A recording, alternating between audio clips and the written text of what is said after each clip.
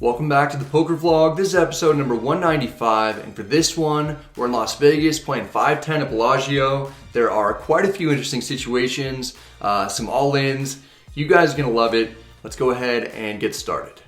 We're headed to Bellagio for my first session of 2022. It's a big day for me because earlier this morning, I put out a video announcing that I'm part owner of the Lodge Poker Room in Austin, Texas, alongside Andrew Nemi and Doug Polk. It's nice and sunny out. I've got a lot of adrenaline going. I'm hoping to get off to a good start this year like I did last year. Originally, I sit in a 2-5 game at 11:20 a.m. while I wait to get called for 510. About 40 minutes later, a seat in the bigger game opens up. I lose $20 in 2-5 before adding on for an additional $1,020 so that I'll have $1,500 to play with. I take my seat at what looks to be a pretty good table. Almost 15 minutes in, we pick up 9-7 suited on the button. Under the gun +1 limps in. He's someone that I'd like to get involved with. I raise to 40. The big blind calls. Under the gun +1 calls. We're going 3 ways to the flop in position. The dealer puts out 10-6-3 with 2 hearts and 1 spade. We've got a gutter and a backdoor flush draw. Checks to me. I'm going to take a stab at it with a bet of 80.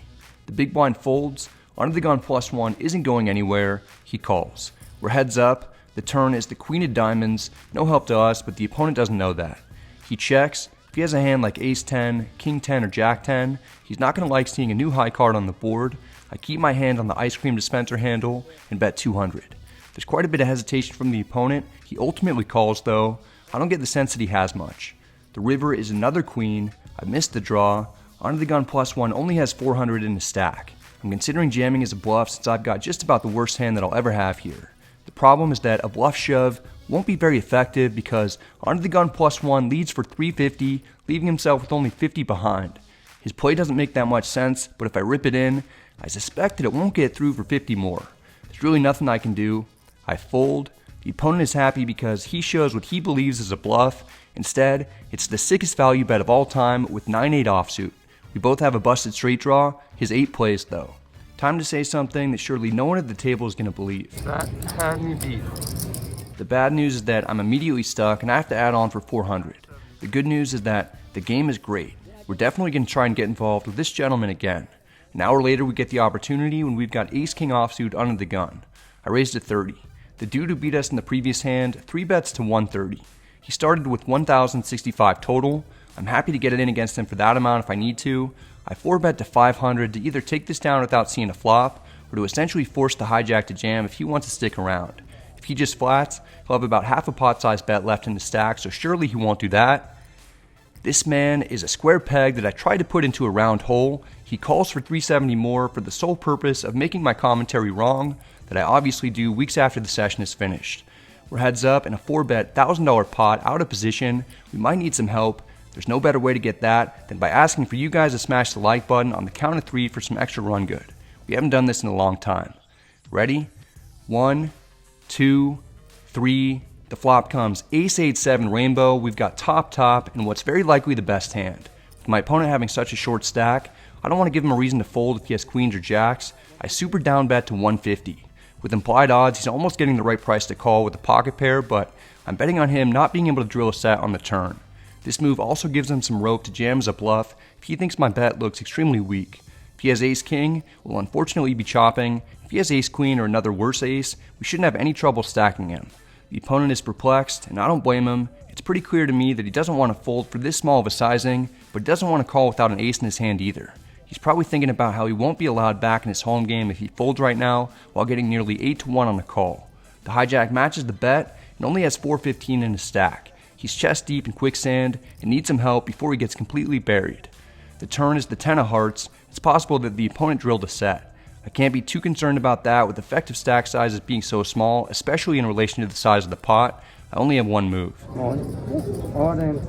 Luckily, I don't get snap called, so I either for sure have the winner, or this is going to be the most epic slow roll of all time. The opponent is looking at what's in the pot, then looking at his stack, then looking back at what's in the pot. There's 1730 out there, and he only has 415 in his stack. Well over a minute goes by, then the hijack finally slides his chips in the middle to make the call. This is a big all-in pot. I'm not sure what we have to fade. There's almost no way that we've got the check mark yet, though. The dealer puts out the 9 of hearts, completing not only the backdoor flush draw, but there are 4 to the straight out there as well. I at least had the ace of hearts, making it a lot less probable that I'm up against a flush. I show my hand first, not totally loving it because jacks is a very reasonable hand that the opponent could have, which is now beating us. The hijack doesn't appear to be too happy. It looks like he's going to muck his cards face down. Then he says, "Hey guys, before I return these cards to the dealer, I want to show everyone the sick finger tap dance routine that I've been working on. Let's play that back. I was doing it with 2 fingers, but I can also do it with just 1. I know hundreds of thousands of people are going to watch this vlog, which made it the perfect opportunity to showcase my skills. I have to admit, I'm pretty impressed, but I like my act a little better where I make every one of his chips disappear and eventually become part of my stack. We're up about 800 with plans of adding to that amount. Later we have pocket kings under the gun +1. I raised to 30. The player in middle position calls. The big blind calls. We're going 3 ways to the flop. Becomes 10-6-4 with 2 diamonds. Not bad since we've got the overpair. The big blind checks. I'm going for value with a bet of 60. The middle position player thinks that he may have the best hand. He raises to 160.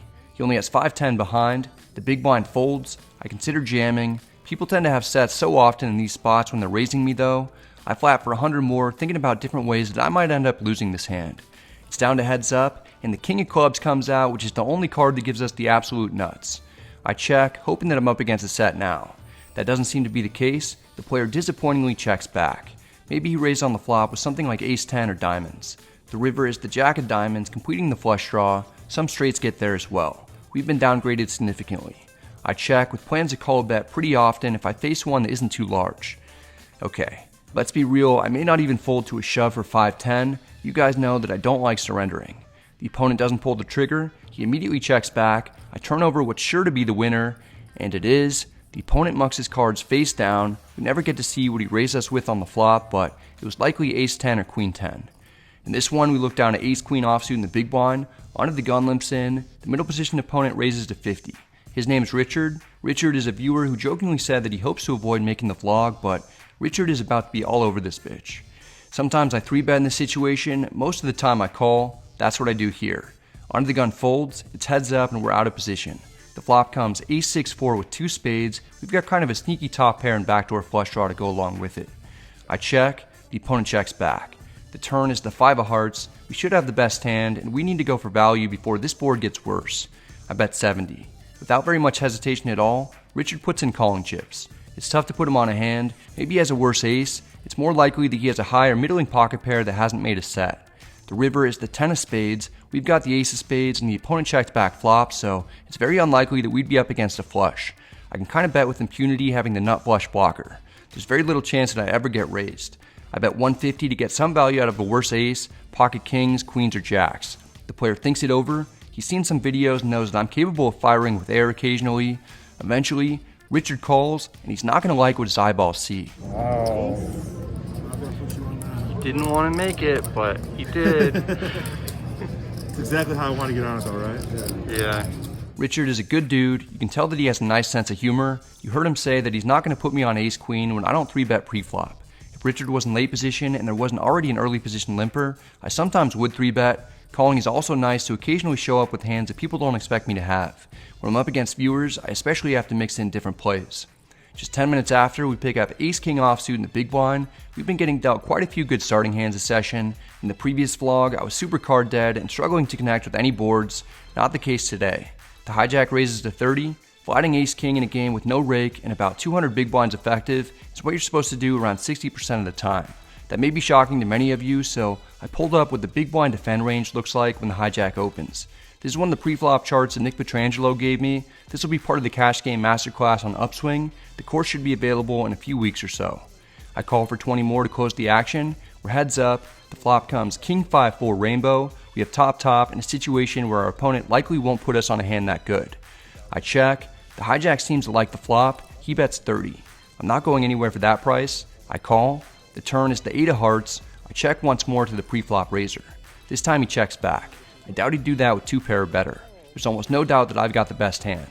The river is the 4 diamonds. It's a solid run out for us. Either the opponent checks back turn for pot control, or he's got nothing. I bet 120 to target hands that he was trying to get to showdown cheaply with. The opponent snap calls. I turn over ace-king. The opponent shows for the vlog that we have him notched. He has king-queen offsuit.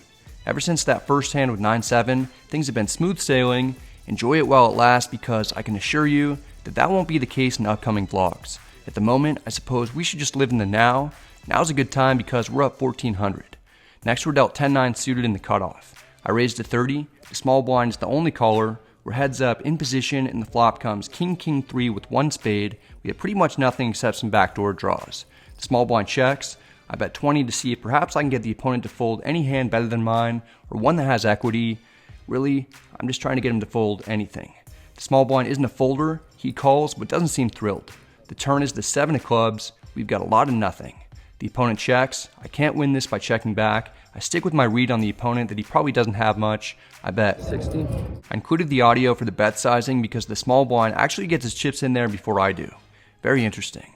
Often, quickly calling is a tactic used to exude strength when a person really has something at the bottom of their calling range. If someone truly had a strong hand, I'd expect them to pause and consider raising.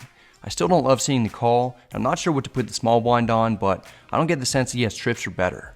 The river is the 9 of clubs, giving us a pair of 9s. We go from having no showdown value at all to having a lot. A strange thing happens here as the opponent leads for 110. He check called 2 streets and then bets river. There's a very similar line that a different player took against me in the first hand that we went over. You may remember in that instance, the opponent was bluffing with a slightly better missed straight draw, and I folded. I'm getting a lot of small hand energy from the opponent in this situation, and I already told you that I don't like surrendering. I make the call, and we get some good news. 1 pair. Me too. Oh, dirty river. We get lucky to drill a 9 at the end, otherwise we would have had to have folded to the river bet. My read throughout the hand pays off though. We win another pot on a day when things have mostly gone pretty well. I play for another 2 hours, slowly increasing my stack without getting involved in situations that are all that interesting before racking up.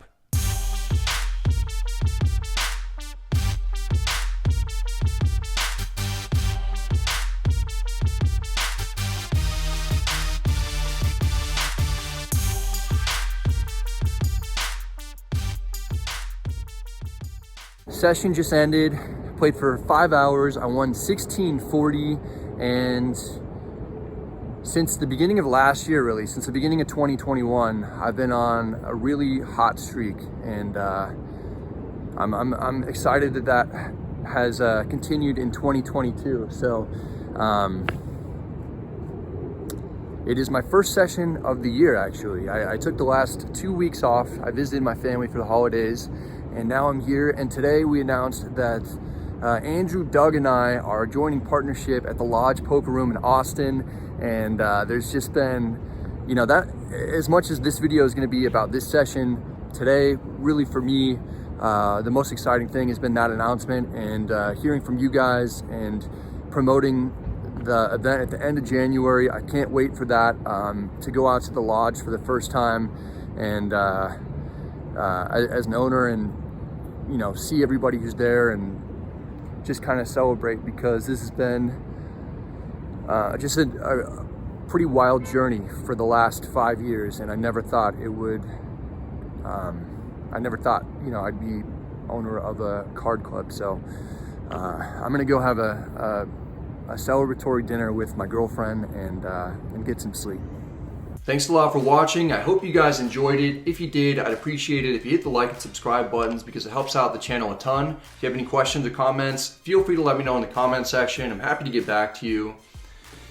This session obviously went pretty smooth, but if you've tuned into the Lodge live stream, you know that the past week, it's been a little bit rough for me. So very excited to show what happened during that week, because I played the biggest games that I've ever played, really tested myself. I feel like I grew a lot as a player, and I played maybe 10 of the biggest pots that I've ever played, some of them against Doug Polk, and it's gonna be really cool to share those vlogs with you. But you know, I'm definitely not running as good as I was in 2021. I don't know if I ever will, and definitely didn't play as well either during those streams. So be on the lookout for those vlogs. I'm about 8 episodes behind right now, and thinking about getting an editor so I can pump out these videos a little bit more frequently. Anyway, hope you're all doing well. Be sure to come out to the Lodge for the Spring Mayhem series that'll be going on during February and March. Andrew, Doug, and myself will be out there, and it's just awesome to have that card room, and I'm just very thankful for everybody who came out during Monster Meetup Week. Okay guys, hope you're doing well, stay safe, good luck at the tables, and I'll see you next time.